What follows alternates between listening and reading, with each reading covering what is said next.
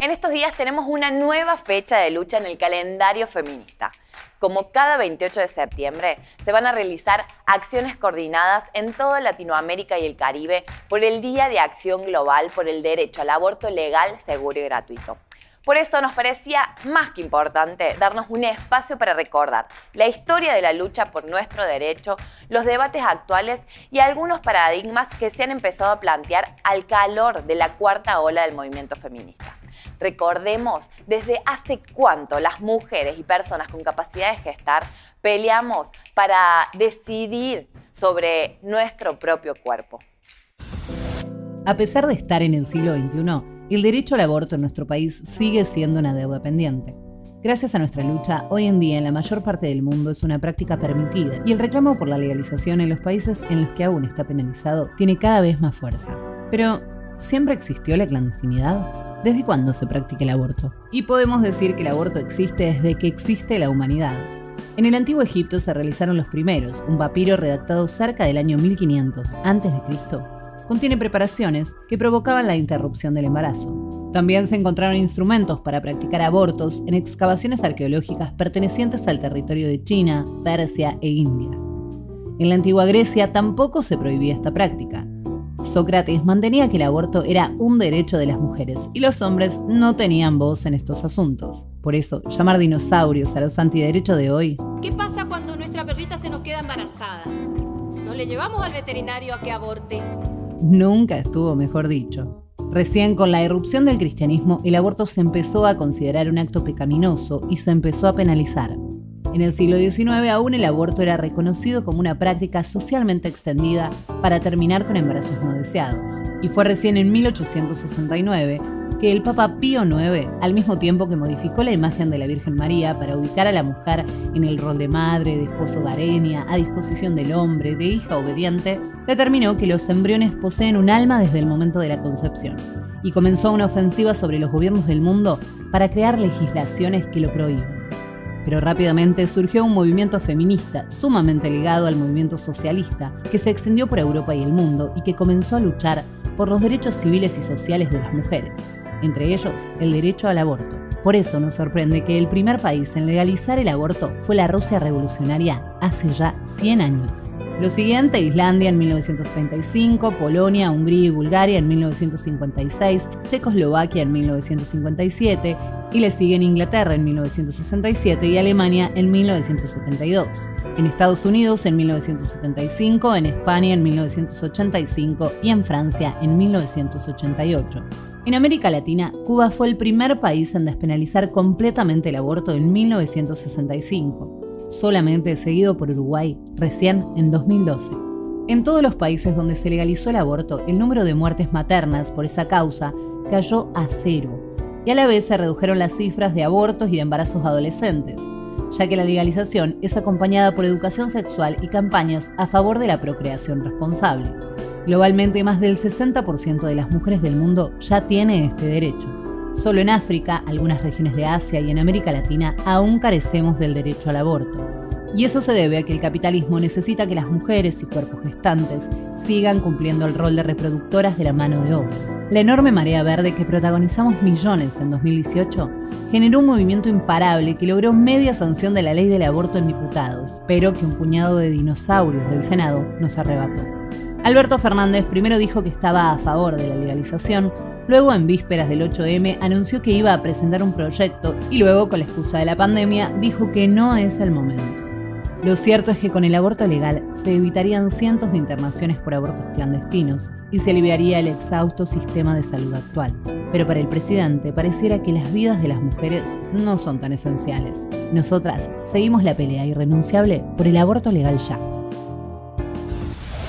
Bueno, queda claro que hace años que venimos peleando por este derecho tan elemental, para que las mujeres y personas con capacidad de gestar podamos elegir soberanamente sobre nuestra vida, sobre nuestro cuerpo. Y esta elección está atada indiscutiblemente a la educación sexual integral, al acceso gratuito a los anticonceptivos, dos derechos que, junto a la interrupción legal del embarazo, son sistemáticamente cercenados por los distintos gobiernos que, por ejemplo, no dan el presupuesto necesario o le terminan dando libertad de acción a las provincias que se niegan a aplicarlos. Y cada vez que tanto el gobierno nacional como los provinciales niegan, postergan, ceden nuestros derechos, como sucede ahora con el derecho al aborto legal, hay un jugador político detrás, y es la Iglesia Católica, o podemos decir, las iglesias.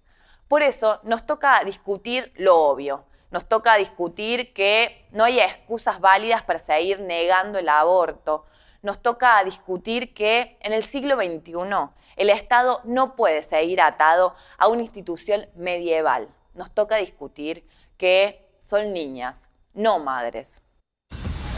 Si hay una institución enemiga de todos nuestros derechos, es la Iglesia Católica. En los últimos años la vimos oponerse fuertemente al derecho al aborto, pero la lista es larga, muy larga. Desde su rol en la colonización para adelante. Desde su oposición a las vacunas hace casi 2 siglos atrás, pasando por su rechazo a las leyes de divorcio vincular, igualdad de les hijas naturales, responsabilidad parental compartida, salud reproductiva, a educación sexual integral, fertilidad asistida, matrimonio igualitario e igualdad de género. Y ante cada logro que cuestiona el rol de la mujer como un objeto de producción y reproducción social del capitalismo. Además, es una institución dogmática, jerárquica, solo de varones, con leyes ridículas como el celibato o castidad obligatoria, que además es Vox Populi, que sostiene una estructura pedófila, donde los habituales abusos del poder, en los que esta institución tiene trayectoria, llega incluso a prácticas de abuso sexual infantil, encubiertas por toda una serie de complicidades políticas adictas a la doble moral. Por eso, de mínima, hay que prohibir por ley que los curas estén a solas con menores y formar una comisión investigadora independiente que incluya a la víctima de estos abusos aberrantes. Otro rol siniestro de la Iglesia Católica y también las evangelistas es hacer lobby para que no se aplique la Ley de Educación Sexual Integral y la interrupción legal del embarazo. La semana pasada, una de estas iglesias, en Corrientes, le hizo un baby shower a una nena de 10 años violada por su padrastro. Barbaridades así pasan en la mayoría de las provincias donde no han sancionado el protocolo, y estas son las consecuencias.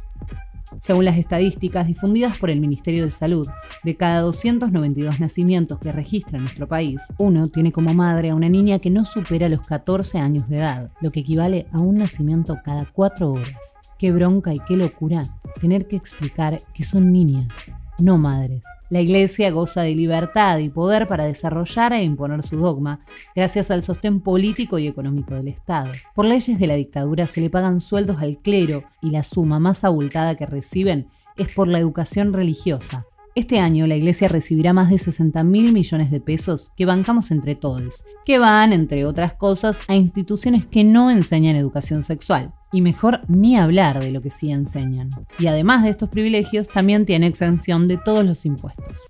La libertad de culto merece respeto. Lo que no aceptamos es que con la plata de todos, el Estado banque un culto determinado, enemigo de nuestros derechos de género. Ya nos cansamos de repetirlo. Hasta Ricky Martin lo dijo en 2013. Iglesia y Estado, asuntos separados. Hay que anular todos los subsidios a la Iglesia Católica y el que quiera un cura, que se lo pague. O mejor, que los curas se vayan a laburar.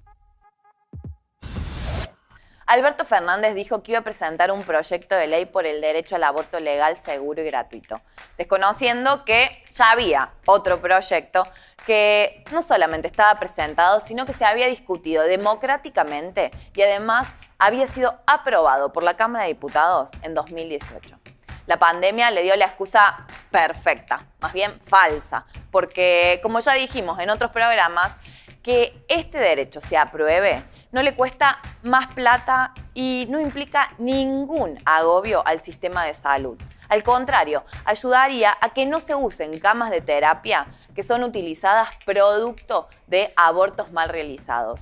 Y además, el consenso social ya lo conseguimos nosotras todos estos años. La realidad es que hoy seguimos luchando por derechos que se dieron hace más de un siglo en la Rusia del 17.